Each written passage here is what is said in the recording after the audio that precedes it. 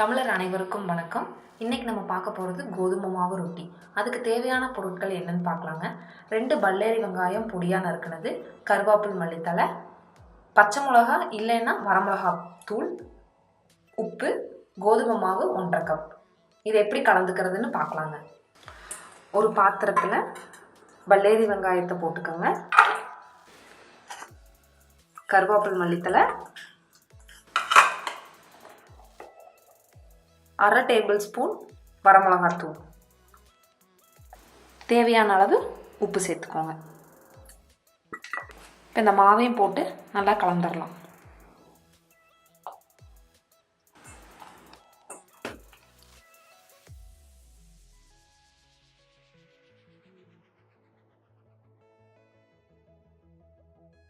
இப்போ இதை தண்ணி ஊற்றி நல்லா பிசைஞ்சுக்கிறாங்க.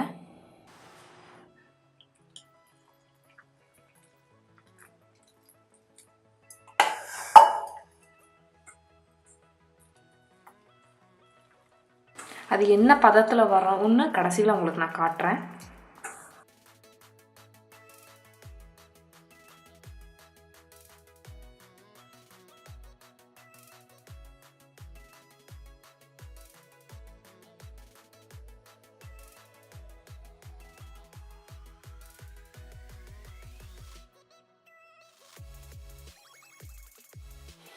இப்போ ரொம்ப கெட்டியாகவும் இல்லாமல் ரொம்ப தண்ணியாகவும் இல்லாமல் இந்த பதத்தில் கலந்து வச்சுருங்க.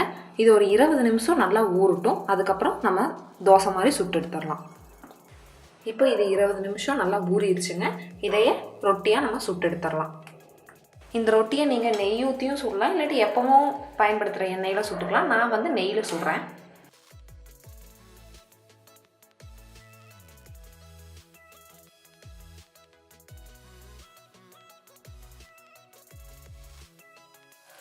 கையில் ஒட்டாமல் இருக்க இப்படி தண்ணியில் தொட்டு இப்படி அமுத்திக்கங்க.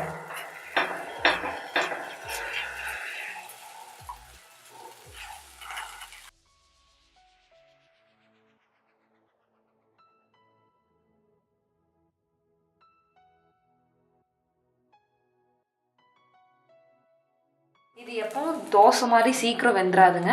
இது கொஞ்சம் கெட்டியாக இருக்கிறங்காட்டிக்கு மெதுவாக தான் வேகும். இப்போ இதையே நம்ம திருப்பி போட்டுடலாங்க.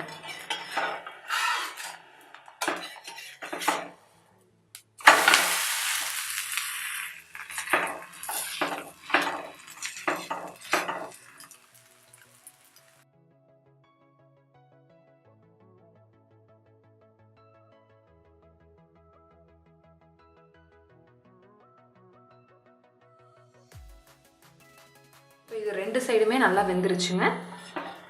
நம்ம எடுத்துடலாம். சுவையான கோதுமை ரொட்டி தயார். இதுக்கு கூட இட்லி பொடி வச்சுக்கலாங்க, இல்லாட்டி தேங்காய் சட்னி நல்ல காம்பினேஷனாக இருக்கும். இந்த காணொளி உங்களுக்கு பிடிச்சிருந்ததுன்னா லைக் பண்ணுங்கள், கமெண்ட் பண்ணுங்கள். மறக்காமல் எங்கள் ஃபியூபர்ஸ் சேனலுக்கு சப்ஸ்கிரைப் பண்ணுங்கள். நன்றி, வணக்கம்.